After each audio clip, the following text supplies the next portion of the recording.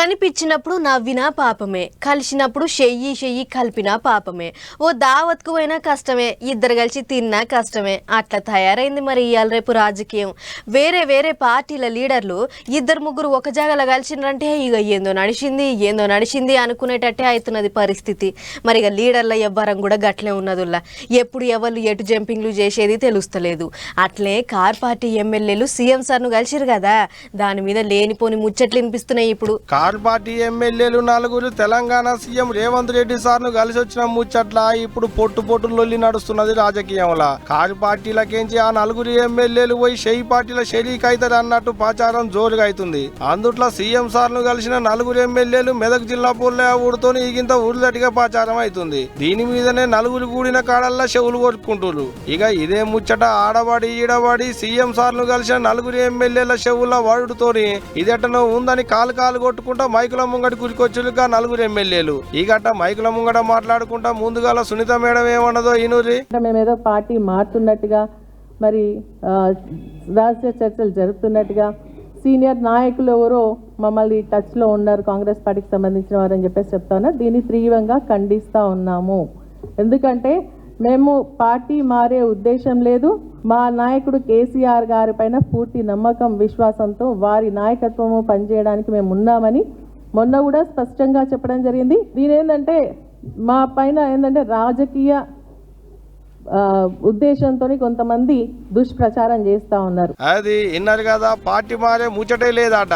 పడిబడనోళ్ళు బట్ట కలిసి మీదేస్తున్నారు అన్నట్టే చెప్పుకొచ్చింది మేడం. ఇక కొత్త ప్రభాకర్ రెడ్డి సార్ కూడా ఇదే ముచ్చట్ల ఏమన్నాడో ఒక్క పాలి అది కూడా వినూరి. మా తెలంగాణ అభివృద్ధి కోసం మేము ఎవరినైనా కలుస్తాం, ఎక్కడికైనా పోతాం. ఇంకా 100 సార్లు అయినా మేము రేవంత్ రెడ్డిని కలుస్తాం. డెఫినెట్ గా ఒక బీఆర్ఎస్ లీడర్గా, బీఆర్ఎస్ ఎమ్మెల్యేగా తప్పకుండా పోతాం, కలుస్తాం. ఈ ఒక్కరోజు కాదు, ఎవ్రీ టైం, ఎనీవేర్ తప్పకుండా కలుస్తాం. ఇప్పుడు ఒక్క పాలే కాదు, మళ్ళా కలుస్తాం. మా నియోజకవర్గంలో సమస్యల మీద మాట్లాడతాం.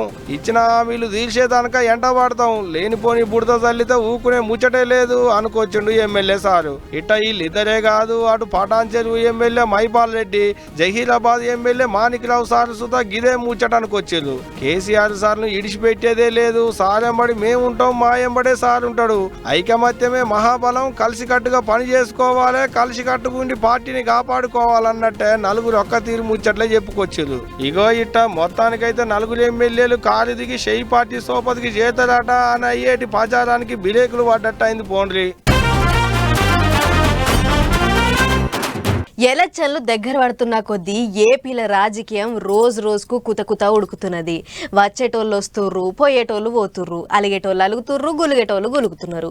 ఎవళ్ళ ప్లానింగ్లు వాళ్ళకున్నాయి. ఇక ఉన్నోళ్ళే గుంజులాడుతుంటే గినడమ షర్మిలక్క కూడా రంగంలోకి దిగింది. అక్కొచ్చినాక పార్టీల నడమ లడాయి ఇగింత పెరిగింది. ఇక చూడుర్రి, వాళ్ళు వీళ్ళని కాదు అందరికి సురుకులు పెడుతున్నది. ఇన్నొద్దులు ఏపీల 3 ముక్కలాట నడుస్తుంది అనుకుంటుంటే ఇప్పుడు షర్మిలక్క రాకతోని అసలాట మొదలైంది. రెండోడు గుంజుకుంటుంటే మూడోనికి సందైంది అన్నట్టు ఆళ్ళాళ్ళు నువ్వా నేనా అన్నట్టే గుంజుకుంటుంటే ఇప్పుడు నడుమిట్లా షర్మిలక్క దొరబడ్డది. ఇక సమయం లేదు మిత్రమా అన్నట్టే పార్టీ పగ్గాలు అందుకున్నదో లేదో అప్పుడే పరుగులు పెట్టుడు సులువు చేసింది షర్మిలక్క. పబ్లిక్ లో తిరుగుకుంటా పడిపడని పార్టీలను సాపిస్తూనే ఉన్నది. మనందరం కూడా బీజేపీ పార్టీని తుంగలో తొక్కాలి. ఇక్కడున్న వైసీపీ పార్టీ అయినా, తెలుగుదేశం పార్టీ అయినా ఆ బీజేపీ పార్టీకి తొత్తులుగా మారాయి కాబట్టి వాళ్ళను కూడా ఇంటికి పంపాలి. కాంగ్రెస్ పార్టీ అధికారం లేకొచ్చిన రోజున రాహుల్ గాంధీ గారు మొట్టమొదటి వాగ్దానం, మొట్టమొదటి సంతకం ప్రత్యేక హోదా మీద ఫైల్ మీదనే పెడతానన్న. అది ఇన్నొదులు జగనన్న వదిలిన బాణం అనుకున్నారు కానీ ఇప్పుడు గా బాణం చక్కగా అన్నకే సూటి పెట్టింది. కేంద్రంలో పువ్వు పార్టీని, ఏపీల పంక పార్టీని తుంగల దొక్కుద్దట. అధికార వైసీపీ పార్టీ పొత్తులు పెట్టుకుని తిరుగుతున్న సైకిల్ గిలాస పార్టీలు పువ్వు పార్టీకి తొత్తులు లెక్కనే పనిచేస్తున్నాయట. ఇట్ట ఎవరిని ఇడిచిపెట్టలేదు, అందరినీ పొట్టు చాపించింది అక్క. అంతేకాదు కేంద్రంలో షెయి పార్టీ అధికారంలోకి రాగానే అన్నింటికంటే ముందుగా ప్రత్యేక హోదా మీదనే సంతకం పెడతానని రాహుల్ గాంధీ సారు అక్కతోని చెప్పిండట. ఇంకేమన్నదో ఈనూరి.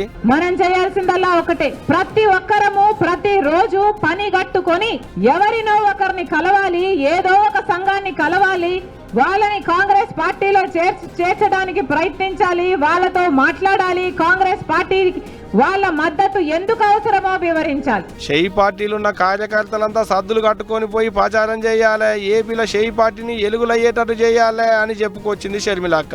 ఒక్కొక్కరు ఒక్కొక్క సోల్జర్ లాగా చేపట్టాలి. అప్పుడు అప్పుడు చూద్దాం ఎందుకు కాంగ్రెస్ పార్టీ అధికారంలోకి రాదో, అప్పుడు చూద్దాం ఎందుకు మనకు స్పెషల్ స్టేటస్ రాదు. ఈ ఎన్నికల కోసం ఇంతగా పని చేయడానికి, ఎంత దూరమైనా పని చేయడానికి నేను రెడీ. మీరు రెడీయా? మీరు రెడీయా? మీరు రెడీయా? నేను ముందట నడుస్తా, మిమ్మల్ని ముందుండి నడిపిస్తా, నా ఎమ్మడి నడిచేదేవలు అన్నట్టే కార్యకర్తల చెవుల్లో తేనె పోసినంత మెత్తగా ముచ్చట్లు చెప్పింది షర్మిలక్క. ఇట్టా ఇచ్చాపురం నుంచి వెళ్ళి ఇడుపుల పాయదానక అక్క చేస్తున్న సుడిగాలి పర్యటనల నడిమిట్ల విశాఖపట్నంలో పెట్టిన కార్యకర్తల సమావేశంలో అటు అన్న పార్టీని, రాష్ట్రంలో ఉన్న తతిమ పార్టీలన్నింటినీ పొరక సాపించింది. అక్క మాటలు విన్నాక షెయి పార్టీ వాళ్లకు నెత్తులు సలసల మరిగేటట్టే మైకుల ముంగట్ల ముచ్చట్లు చెప్పింది షర్మిలక్క. దీంతో ఏపీ రాజకీయాలలో చెల్లమ్మ చెలగాటం సులువైంది అనుకుంటున్నాడ ఏపీ పబ్లిక్. ఏదన్నా కానీ వీళ్ళు కానీ షర్మిలక్క మాత్రం అన్నని కూడా చూడకుండా చక్కగా జగనాల సారిగా సూటి పెట్టి మాట్లాడుతుంది. ఏడికి పోయినా మరి చూడాలే ఇక ఎట్టయితది ఏంది అనేటిదిగా. తొలుత నడిచిన జోడో యాత్ర ఏ లొల్లి లేకుండా నడిచింది కానీ రాహుల్ సార్ షురూ చేసిన రెండో యాత్ర మాత్రం ఎక్కడికి పోయినా పంచాది పెడుతున్నది. అస్సాం రాష్ట్రంలో లొల్లి గట్టినే నడిచింది, కేసులు కూడా బుక్ అయినాయి. అందుకు తగ్గట్టు సార్ కూడా ఎక్కడ వెనకకు తగ్గుతలేడు. ఎంపీ ఎలక్షన్ల ముంగట షెయి పార్టీకి పతారా వెంచనీకే సార్ మస్తు తిప్పలు పడుతున్నాడు అన్నట్టు షెయి పార్టీ అంటే యాదకొచ్చింది. ఇగో గీ ముచ్చట చూడుర్రి, షెయి పార్టీ వాళ్ళకు పెద్దక్క షాక్ ఇచ్చిందట.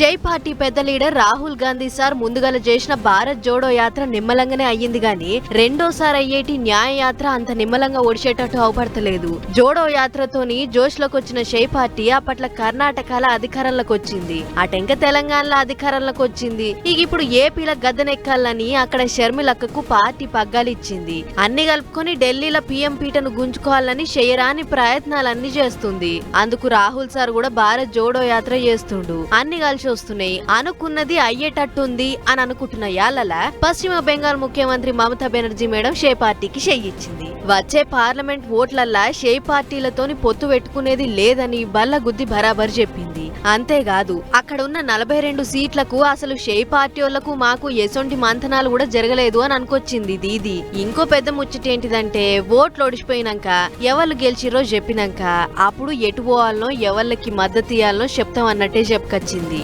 అంటే గోడ మీద కూర్చొని గొటికాడి నక్క తీరుగా చూస్తుంది అనుకుంటుర్రు ఇప్పుడు ఈ ముచ్చట తెలిసిన పబ్లిక్. ఇక ఇదిట్లుంటే ఇటు రాహుల్ సార్ చేస్తున్న న్యాయ యాత్రల పడని పార్టీ వాళ్ళు అడ్డం తలుగుతుర్రు. యాత్రను నిమ్మలంగా జయనిస్తలేరు. ఏడిగైనా ఏదో ఒక కిరికిరి అయితేనే ఉన్నది. నెరి అస్సాంలోనైతే అడుగడుగునా అడ్డం తగులుకుంటా కాళ్ళ కట్టబెట్టినట్టే చేస్తుర్రు అక్కడి అధికార పార్టీ వాళ్ళు అని అనుకుంటా అటు కొంత రంది పడుతుంటే అది సాలదన్నట్టు రాహుల్ సార్ కు ఇప్పుడు దీది ఇచ్చిన షాక్ ఇంత గట్టిగా తగిలినట్టు అయ్యింది. మరి చూడాలే దీని మీద రాహుల్ సారు షెయి పార్టీ ఎసొంటి నిర్ణయం తీసుకుంటారు, ఏం మాట్లాడతారు అనేటిదిగా. రాహుల్ సార్ రెండోసారి సాల్వ్ చేసిన న్యాయ యాత్రే అస్సలు ముందర పడతలేదు కదా. కాంగ్రెస్ సర్కారు గిట్లొచ్చిందో లేదో ఓట్ల ప్రచారంలో చెప్పినట్టే ఆడోళ్లకు ఫ్రీ బస్ పథకం పెట్టిర్రు. ఇక ఈ ఫ్రీ బస్ పథకం సాలైనప్పటి సంది సీట్ల పంచాదులు లొల్లులు గట్టినే నడిచినాయి. అయితే గాని బస్సులు ఎక్కేటోళ్ళు పెరిగిర్రు అని అంటుర్రు ఆర్టీసీ అధికారులు. ఇక ముచ్చటేందో ఒకసారి అరుసుకుని వద్దాం పర్రి. ఆర్టీసీ బస్సుల్లో ఆడోళ్ల జాతర నడుస్తుంది పో తెలంగాణలో. ఏడికి పోయినా ఏ బస్ ఎక్కినా ఫ్రీ అనేటాళ్లకు ఆడోళ్ళల్లో ఎక్కేటోళ్ళు రానంటే కూడా ఇంటి ఆయనతో లొల్లి పెట్టుకొని బండ్ల మీదనే తిరిగేటోళ్ళు, కాదన్నా కార్లలోనే పోతామని కయ్యం పెట్టుకొని ప్రయాణాలు చేసేటోళ్ళు కూడా ఇప్పుడు సర్కారుల బస్సులలోనే ఎక్కి తిరుగుతున్నారు. అవు మళ్ళా 45 రోజులలోనే ఏం తక్కువ 10 కోట్ల మంది ఎక్కిళ్ళంటే మామూలు ముచ్చట్న అందాజగా దినం 22 లక్షల మంది దానిక ఫ్రీ బస్ ఎక్కే ప్రయాణాలు చేస్తున్నారు. ఇగో ఇట్ట పుక్కట్లు అయ్యేటాళ్లకు పొట్టు వాడుతున్నారు అన్నట్టు. టికెట్ కు పైసలు లేవు అనేటాళ్లకు ఎక్కినోళ్లే మళ్ళా ఎక్కుడు, తిరిగినోళ్లే మళ్ళా తిరుగుడు. పుక్కట్ల తీసుకుపోతామంటే ఎందుకు ఎక్కరు, ఎందుకు తిరిగారు. ఇక ఈ ఉచిత బస్సుల పథకం కింద 45 రోజులలో 10 కోట్ల దానిక సున్నా ఛార్జ్ టికెట్లు కొట్టిల్లట ఆర్టీసీ వాళ్ళు. అట మన అక్క చెల్లెళ్లకు ఏం తక్కువ 550 కోట్ల రూపాయల దానిక ఆదాయనాయి అట.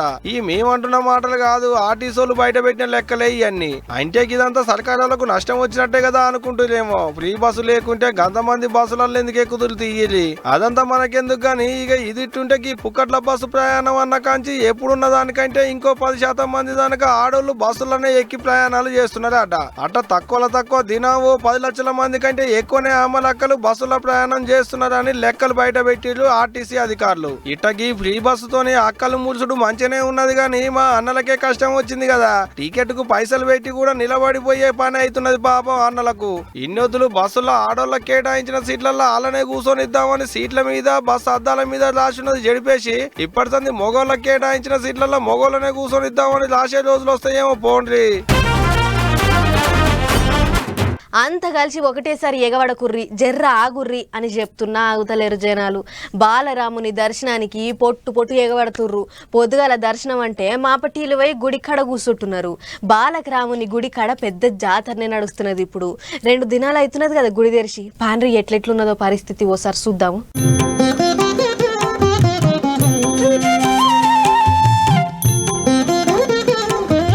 వద్దొద్దు రావద్దు చలికి తిప్పల పడొద్దు అని యూపీ సర్కారోళ్ళు చెప్తుంటే కూడా ఈనట్లేరు. ముసలోళ్ళు ముడుగోళ్ళు వికలాంగులు రావద్దని మొత్తుకున్నా శవున పెడతలేరు. అయోధ్యలో కొలువు తీరిన బాలరాముని చూసేందుకు శితం పట్టకుంటూ వస్తున్నారు భక్తులు. 2వ నాడు అయోధ్యలో ఎటు చూసినా భక్తులే. ఇసుక పోస్తే రాలనంత మంది వచ్చారు. కాలు పెట్ట సందు లేకుండా అయింది. బాలరాముని దర్శనానికి దేశంలో ఉన్న అన్ని రాష్ట్రాలకేంచి అయోధ్యకు తరలొచ్చారు భక్తులు. రాముని దర్శన భాగ్యం కొరకు రామ భక్తులు అయోధ్య బాట పట్టారు. నెత్తురు గడ్డలు కట్టేటి ఈగంలో కూడా పొద్దుగాల 3ంటికేంచే లైన్లలో నిలబడ్డారు. అట్ట మొదటి నాడు అంటే ఒక మంగళవారం నాడే ఏం తక్కువ 5 లక్షల మంది భక్తులు వచ్చిరాట. అట్టనే బుధవారం నాడు కూడా ఈగింత ఎక్కువ మంది వచ్చిన భక్తులను ఆగబాటుడు పోలీసు వాళ్ళకు కూడా వశపడతలేదు. అందుకనే భక్తుల తాకిడి తట్టుకోలేక వచ్చిన భక్తులను ఆపలేక కేంద్రానికేంచి బలగాలను దించిరాట. వికలాంగులు ముసలు లేవాలనుంటే ఇప్పుడు రావద్దు జనంత పబ్లిక్ తగ్గినాక రాలి అంటున్నారట అక్కడే అధికారులు. కానీ చూడు ఏం జనం దేశంలో ఉన్న పబ్లిక్ అంతా ఒక కాడికే చేరినట్టు ఆపడుతుంది కదా చూస్తుంటే. ఏదన్నా గానీ ఇది కానీ రాములోరి దర్శనానికి వచ్చిన భక్తులను చూసేందుకు 2 కళ్ళు చాలతలేవు పోండ్రి. నీకు లక్కీ లాటరీ తగిలింది, ₹1 కోటి గెలుచుకున్నావు, కార్ గెలుచుకున్నావు అని అనుకుంటా ఫోన్కు మొన్న ఒక మెసేజ్ వచ్చింది. నాకు లక్కీ లాటరీ తలుగుడేంది, నేను లాటరీ కొనలేదు కదా అని చప్పుడుగాకనే ఊకున్నా. కానీ ఈ నడమ నా ఫోన్కు ఈసొంటి అడ్డమైన మెసేజ్లు అన్నీ వస్తూనే ఉన్నాయి. మరి నాకు ఒక్కదానికే వస్తున్నాయో లేకుంటే అందరికి ఇట్లనే వస్తున్నాయో తెలియదు. కానీ ఇగో ఈసొంటి మెసేజ్లను నమ్మి పైసలు ఆశకు పోయి గుడ్డిగా నమ్మి చాలా మంది దాకా మోసపోతుర్రు. పాపం గీళ్ళు కూడా అట్లే మోసపోయిర్రట. చూడుర్రి ఏమైందో. అద్దాల అంగడి మాయ దాని చూపుకు నరుని బతుకు బొంగరమైపాయరా అని గోరెంటెంకన్నా ఏమంట పాట కైగట్టిండో గాని బరాబర్ వాజిబే. బొంగరం లెక్క తిరుగుడే కాదు, పబ్లిక్ ను బొక్క బోర్ల పడేస్తుర్రు ఆన్లైన్ అంగడిగాళ్ళు. కామారెడ్డి జిల్లా బిర్కూర్ మండలం కిష్టపూర్ ఊళ్ళో ఉండేటోళ్ళను కూడా అట్లే ఆన్లైన్ ఆఫర్ల పేరుతోటి బొక్క బోర్ల పడేసిర్రు బద్మాష్ గాళ్ళు. ఆన్లైన్లలో లాటరీ తగిలింది. లాటరీలో 10,80,000 రూపాయలు ఇల్వగల కార్ వచ్చిందని నిఖిత అనేటామకు మీషో నుంచి వాట్సాప్ లో మెసేజ్ వచ్చిందట. ఆ టెంక మళ్ళోసారి ఫోన్ చేసి కార్ కావాలంటే కార్ ఇస్తాం, కార్ వద్దు అని అనుకుంటే కార్ ఇల్వ చేసేటన్ని పైసలు ఇస్తాం అని నమ్మగొల్పు ముచ్చట్లు చెప్పిర్రట.